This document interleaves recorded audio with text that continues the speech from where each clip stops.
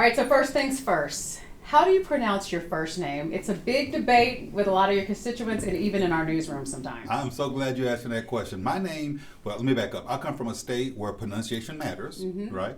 It's Nevada, not Nevada. Thank you. Right? And so I should be okay to say that my name is not Aaron, it's Aaron. My wife used to tell people it's apron with no P.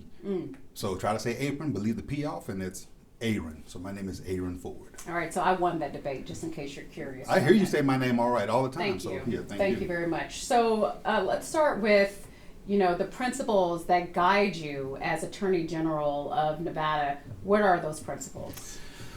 Well, on day 2 on the job, I introduced myself to my brand new 400 co-workers, and I explained to them we had one job to do. And anyone who knows me has heard me say this time and time and time again. You will hear my colleagues say it in unison if we're all together. Our job is justice. And I define justice as broad as you can think of. It's something that I got from a conversation I had with Kamala Harris. She was the first national candidate to endorse my race for AG. And I asked her about her experience as Attorney General, and she said her job was in the name of her office, California Department of Justice. I says, well, mine is an Office of Attorney General, but I like our job is justice because that's all encompassing, it's all defining. But honestly, the root from that, frankly, comes from my upbringing. I was born and raised in the church. In Deuteronomy, it says our job is justice. It says justice you shall pursue.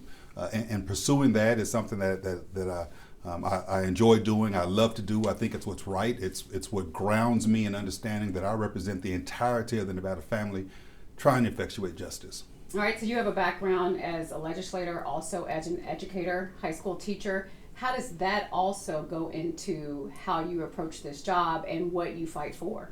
It's interesting because I didn't know I was going to be Attorney General as a kid growing up, right? But what I have learned is that every experience that I've had growing up has led me right to here and has better enabled me to represent the entirety of the Nevada family. Being a teacher, talking to folks, trying to explain things to individuals, being willing to get engaged in conversation, to try to have good communication. That comes from my teaching background. Being a legislator, understanding that not everyone has a monopoly, no one has a monopoly on good ideas, nor do people have a monopoly on bad ideas. And so that's why the legislative process is important. You learn how to compromise. You learn how to mold bills into a way that moves the ball forward, recognizing that other people's viewpoints are important. And so that has enabled me as Attorney General, again, to look at issues, I think, from a wide perspective, focusing on justice, but understanding that I have a role to find middle roads moving forward on things that move our state forward. Do you think it helps you be more well-rounded and understand, because of everything that you've said thus far, the way you grew up, the fact that you were a teacher, the fact that you were a state lawmaker before you became the AG, does that make you more rounded to understand the different components of what Nevadans are facing and dealing with? No question. I talk about growing up in church, and one of the key phrases that I remember from the New Testament, in red, that means Jesus said it, right? In red, it says, what you do unto the least of these, you do unto me. And some translations say, what you have done to the least of these, you've done unto me, 2 and 4. And so at the end of the day, I view that as, again, a directive to understand that my job is to help everybody, from the most, from the least affluent to the most affluent, and then to try to lift up everybody in the entirety of the Nevada family, as I continue to say. Okay, you're probably the most visible Democrat in the state right now. You recently have come out and said that you are eyeing possibly the governor's mansion. Can you speak to what differentiates you from the current governor? Well, let me say this. I sitting in my office here in the Office of Attorney General, I don't want to talk too much about the political side of things. I'm happy to talk about what we're doing in the office. But what I will say again is what my focus is on. I believe that everyone, I begin with this notion of humanity and dignity, right? I believe that people, for example, have the right to voice their displeasure in their government without being said that they are paid protesters. I believe that people should be able to show up and say that they disagree with the direction of a particular state without being said that they just don't want to work. Right? I understand that people have the right and in fact have the need to express a sentiment that they want the government to respond to and to react to. I receive that information as well as I can, and I try to incorporate it into the way that I operate this particular office. I know we're sitting in this office, but I would be remiss if I didn't ask. Sisolak is possibly going to run again. Does that play a role in what you decide to do ultimately? You know, it does not. I don't run against people. I'm not running, against Mr. Sisolak or against Mr. Lombardo. I would be running for the office, like I ran for the office of Attorney General. I ran for the people of the state of Nevada. I won't be distracted from the goal that I have, which is to ensure, again, that someone sitting in these positions of power have an understanding and a recognition and a desire to represent the entirety of everyone who lives here, period, point blank. Okay, so let's talk about what I mentioned earlier about you being one of the most, if not the most visible Democrat right now, not just here in Nevada, but also across the country representing Nevada because of these lawsuits. You have joined more than a dozen of them since Trump started his new administration here. We're talking since January 20th, so we're talking roughly at least one a week. Tell us why that's important for you to present yourself in that way and join these coalitions and how that ultimately impacts Nevada. I think by last count, we've joined 15 lawsuits, and we're actually leading one, co-leading one as well. And as part of what we do with the coalition that we work with, we ascertain who can pull, weight on particular lawsuits. But look, I began with the same premise that I began with back in November when I first started responding to what we were hearing about a potential Trump administration, which is to the victor goes the spoils. Mr. Trump won the presidency. I acknowledge that. I accept that. He is our president, and he has the right to implement the promises he ran on, the platform he ran on, his programs and his policies. I accept that. I acknowledge that. But he must do so lawfully. And when he does not, I'm going to show up, especially if those unlawful actions negatively affect Nevadans. So it's a two-pronged approach for me. Is what he done, is what he is doing lawful?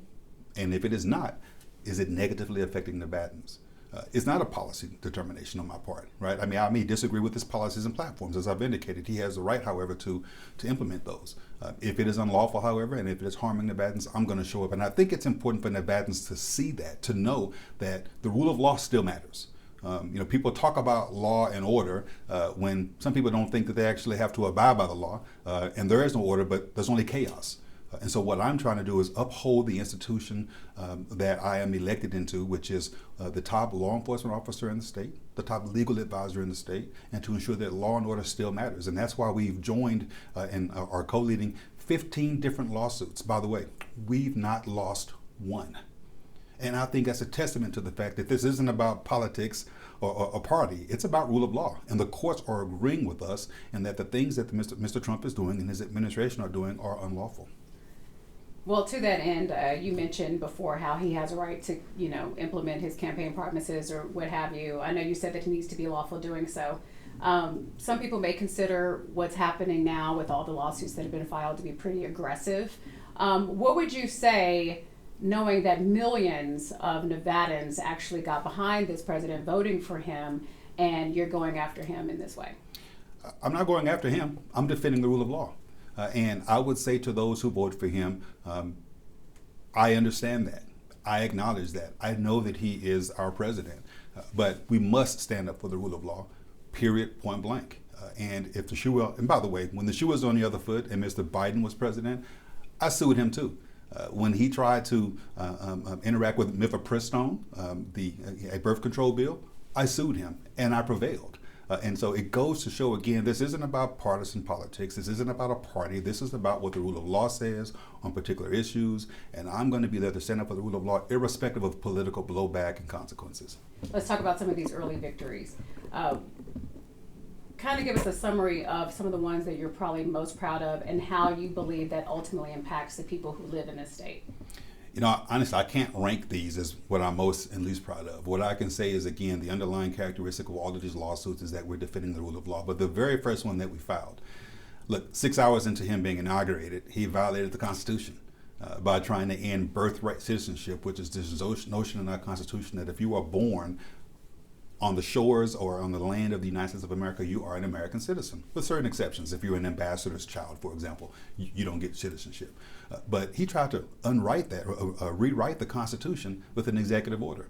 6 hours later, we had drafted a lawsuit with colleagues of mine across the nation, and we filed a lawsuit, and we have prevailed and gotten a nationwide injunction against trying to change the Constitution. And I took, frankly, that a little personal, that's the first action he undertook, because I know history, and I remember that one of the last times, if not the last time, a person born on these shores was denied birthright citizenship, outside of those exceptions, was during slavery. The Dred Scott case. Which is where our Supreme Court, our United States Supreme Court said, and I'm paraphrasing, but essentially the question was whether can descendants of African slaves ever be considered citizens?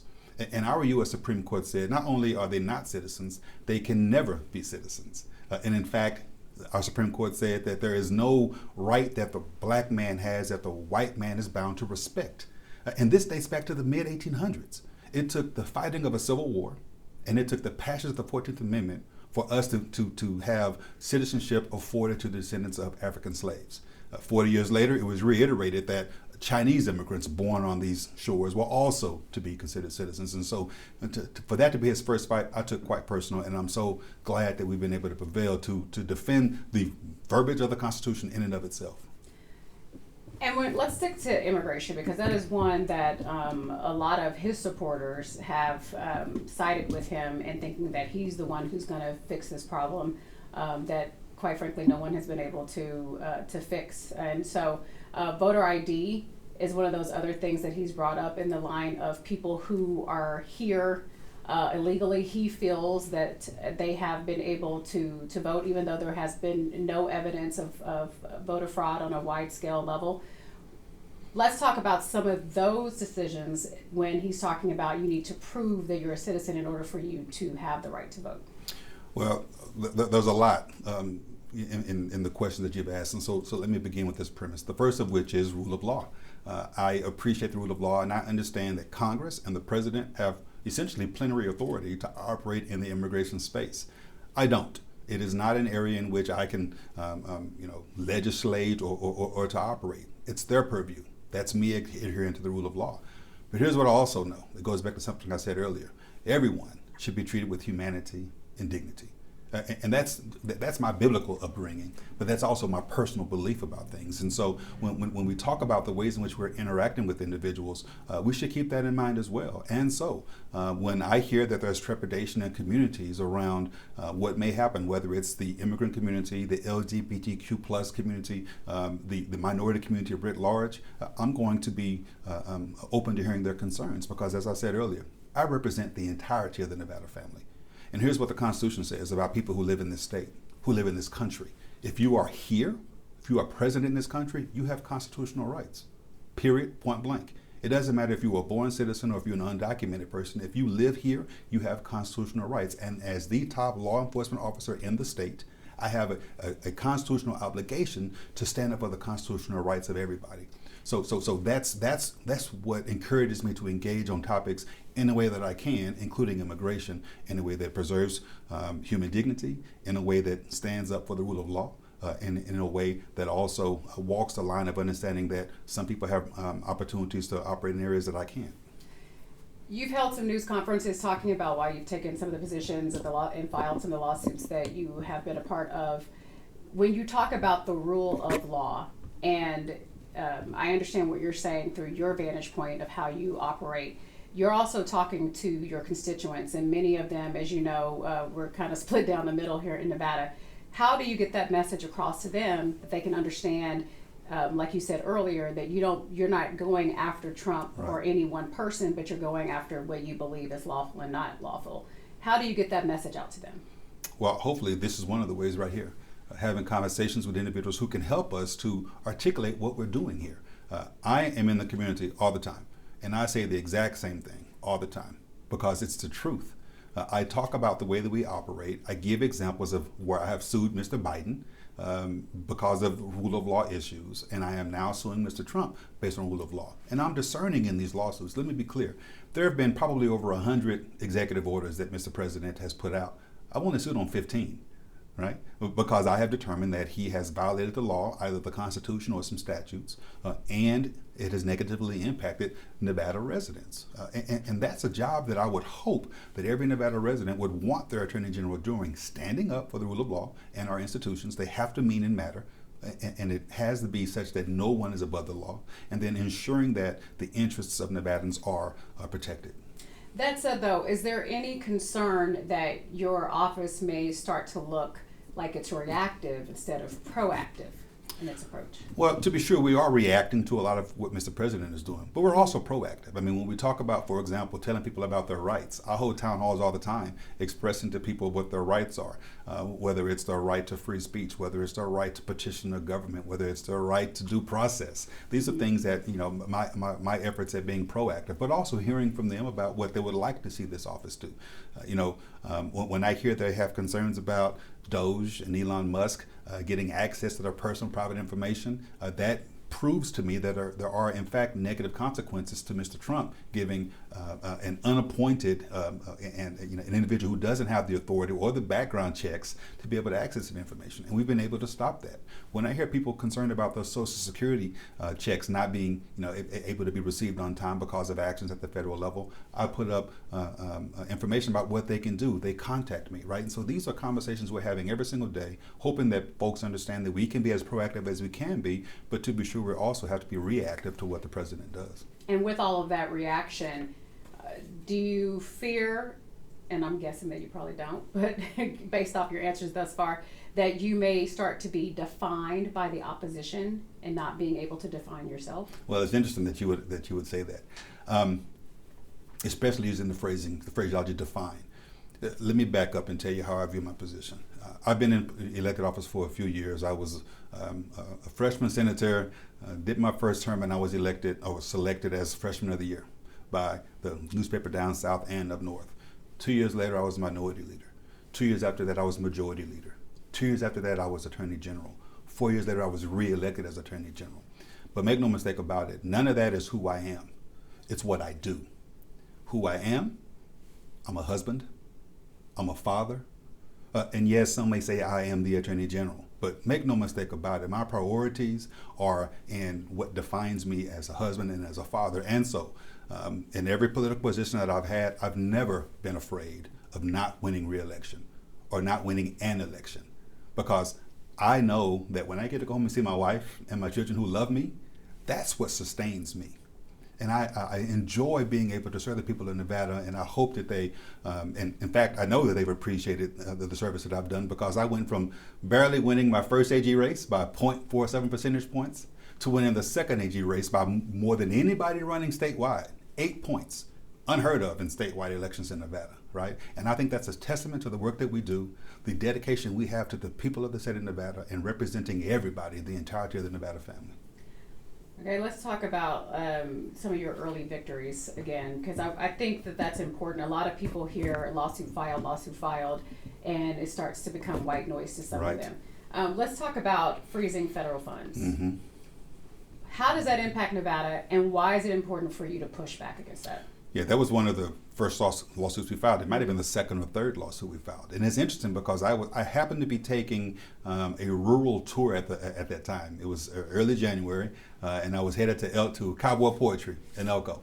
And we heard about this notion of the president trying to cancel already allocated monies that the Congress had already allocated, and from going out trillions of dollars.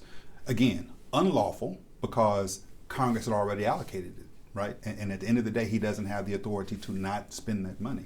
And I was talking to people who receive grants from my office, people who support people who are victims of crime, sexual assault survivors, domestic violence survivors, and almost to a person or to an entity, they were concerned about how those federal funds would stop them from being able to help people in our rural communities. Right, that's why it's important, because again, it was unlawful and it had a negative impact on the state of Nevada. I heard that firsthand during that same time period. So pushing back and standing up for the rule of law, saying to Mr. President, there is a way you can do what you want to do, but this is not it.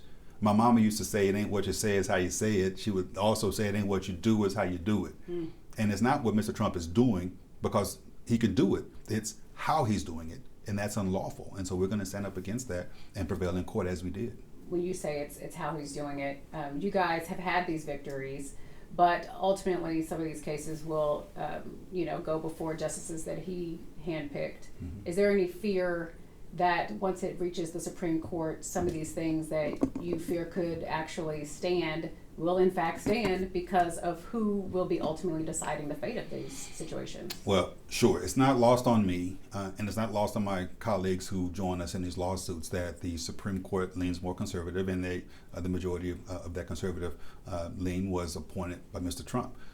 It's not lost on us. And to be sure, they're going to issue rulings with which we disagree.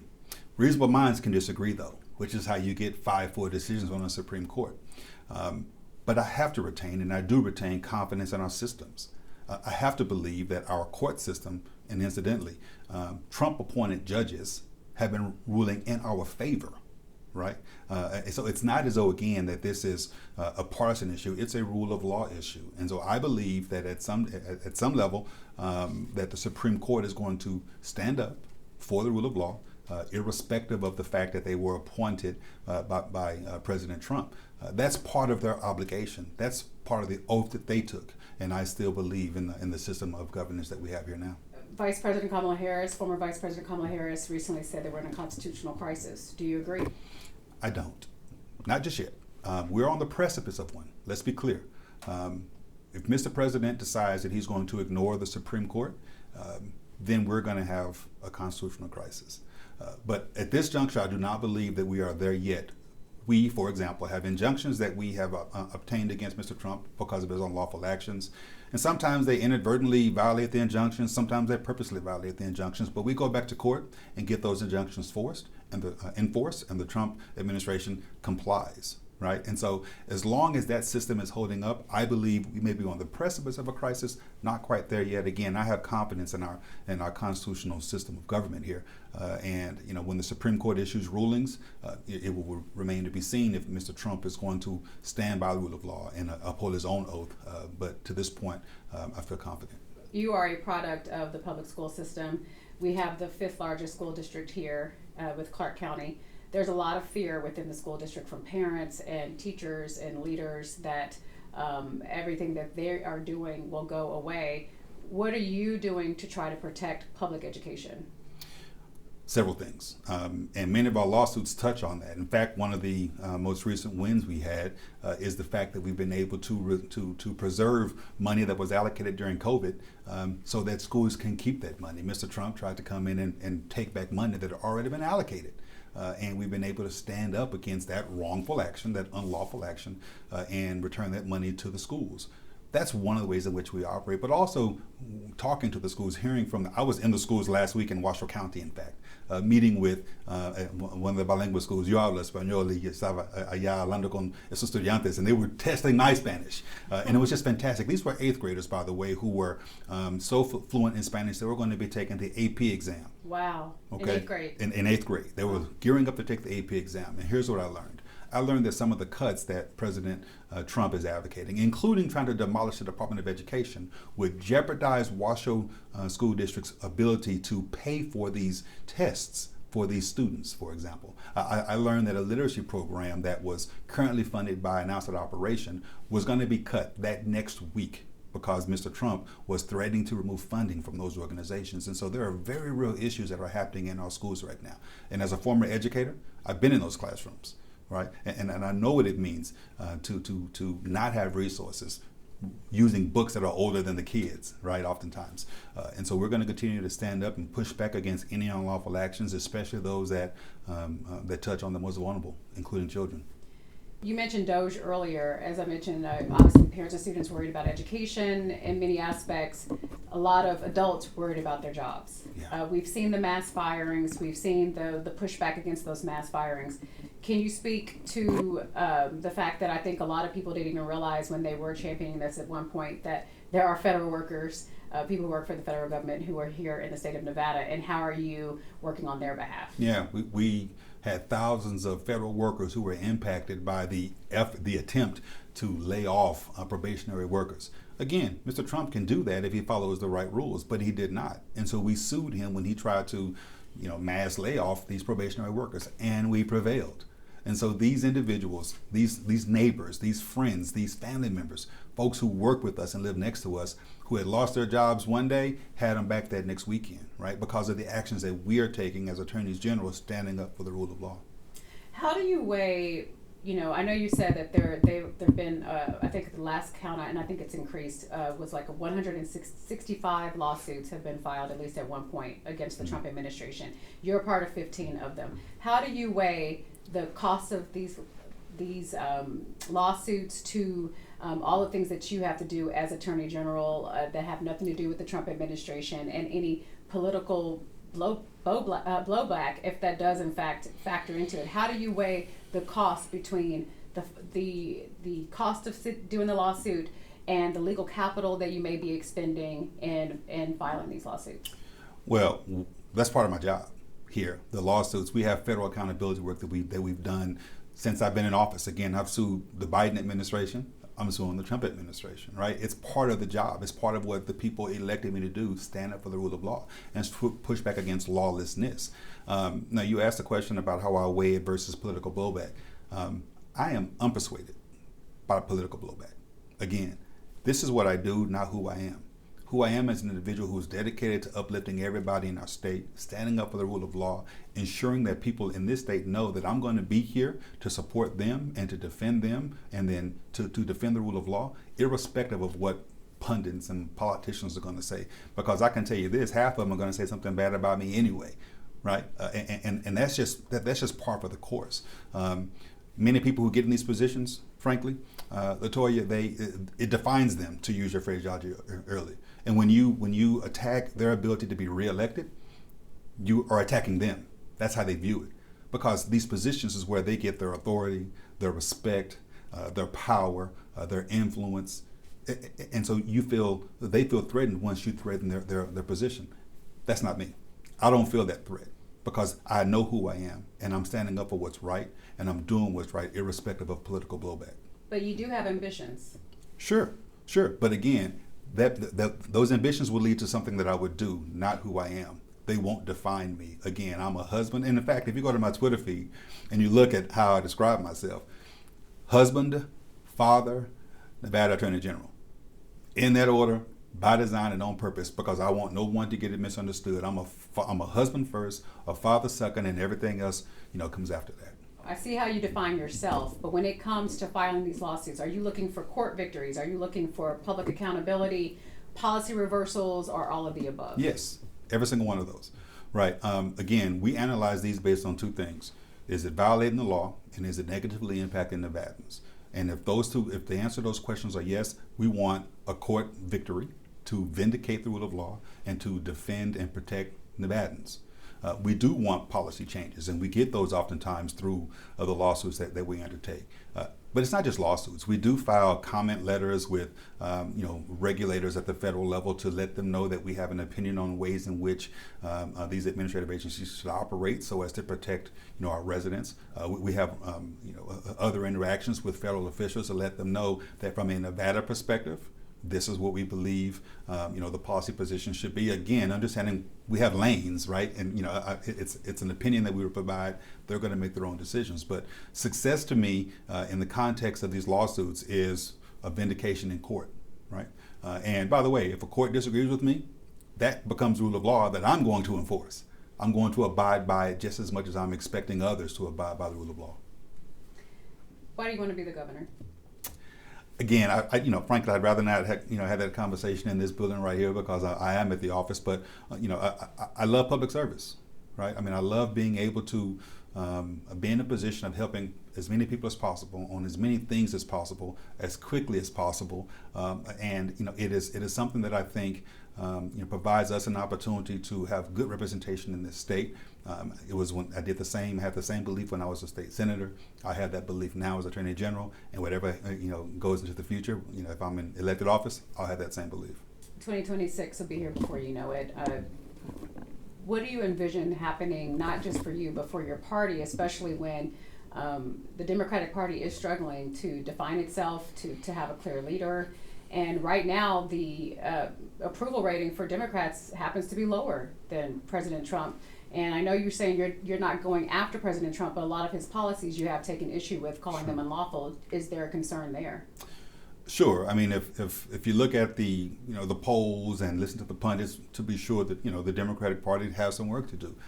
But that's nothing new. We should always strive to do better. We should always strive to represent the people who've elected us into these offices. We should focus on the economic issues that are straining everyday pockets. We should focus on the fact that housing is unattainable for so many folks here. We should focus on the fact that educational policies need to be looked at so that we can improve opportunities here. We need to focus on the fact that the environment, our water and our air here, is important for us to keep clean and to stand up for and against for good policies and stand against those bad policies that will have a long-term effect on us. And so I think whether you're a Democrat or Republican and independent, these are things that cross party lines. These are very real issues, and I think that as long as we focus on those issues, we'll continue to represent the constituencies well. What about 4 years from now? I mean, Trump has kind of toyed with a third term. What's your reaction to that? Nonsense. Utter nonsense. It's unlawful. Again, and the rule of law will prevail. As the 15 lawsuits, we have not lost one. Lord forbid he tries to stretch the Constitution in that regard. He will be met with a lawsuit, and he will be denied the opportunity to violate the plain terms of the Constitution. I have no doubt about that. How do you balance what you do or what you have typically done? Because it is unprecedented to have this many lawsuits. I know you said that you sued the Biden administration. But we're talking 15, and we're talking him facing more than 165 at this point, so early in his presidency. How do you balance these multi-state coalitions that you have versus what you normally do for the state of Nevada? Well, a little history. The Trump 1.0 got sued over 100 times. All right, so it's not quite unprecedented to take on the Trump administration, because he has shown a penchant for lawlessness. And again, with attorneys general who are on the right side of the law standing up against him. I was a part of about 36 of those when I came into office the first time. And we won over 80% of those lawsuits. Again, reflecting that these are not partisan or political in nature. They are based on the rule of law. That's the first bit of information that I want to put out there. And then you mentioned the 165 or so that he's already been sued in the over. first 90 days. In the first 90 days. First 90 to 100 days. Yeah, and that's not all attorneys general. Let's be clear. I mean, these are private parties. Right. These are organizations. These are entities that are being negatively affected by some of the policies that he's implementing. And we do keep a tally and keep track on the types of lawsuits that are going on right now.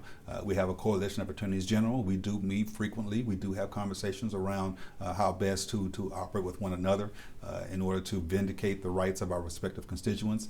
And that's something that we've been doing for over a year, well before he even was elected in office, preparing for the onslaught of lawlessness, again, because past his prologue, and he did this in Trump 1.0. And so, look, we are ready. We stay ready, so we don't have to get ready. And we will continue to stand up in any time and every single time he violates the law and it negatively impacts Nevadans. You brought up a lot about your childhood, how your principles, how you were raised, your faith. Can you explain this candy bar? Yeah, Score Bar. By the way, it's my favorite candy bar. If you haven't had it before, you should check it out. It's yummy. But the story behind that, when you walked in, you saw it on my office desk here. I keep one also on my nightstand at home.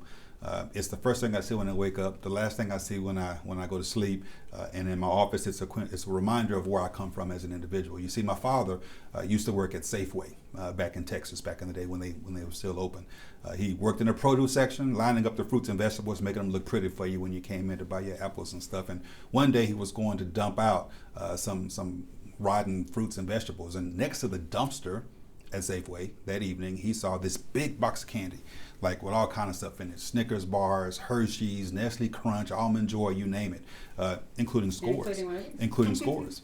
And he bought that box of candy home. And years later, I learned that the reason why that box was sitting next to the dumpster was because Safeway was throwing them out. They were all stale, and they couldn't sell them. But the Fords got to eat. And so my dad brought home these stale Score bars that I would sneak to school for lunch. And that's a reminder to me of where I come from, who I am, the hard work that my parents had to undertake in order to get me to where I am now, an individual who has had a tough go at it, but has nonetheless been able to, with the blessing of the Lord above and a supportive family, be where I am right now. And so that's a reminder to me of who I represent And that's everybody from the, again, least affluent to the most affluent in society. And you keep one of these at your desk, but you also keep one at home. That's right, on my nightstand. Like I said, it's the last thing I see. My wife will subscribe to it. It's the last thing I see. And in fact, we had those scorebars and whatchamacallits. Those were the two I used to sneak out. And so when we had our victory party after my first AG race, I had boxes of scorebars and whatchamacallits for the attendees to take home with them. Nice. What would you like to say to Nevadans as we start to wrap up here?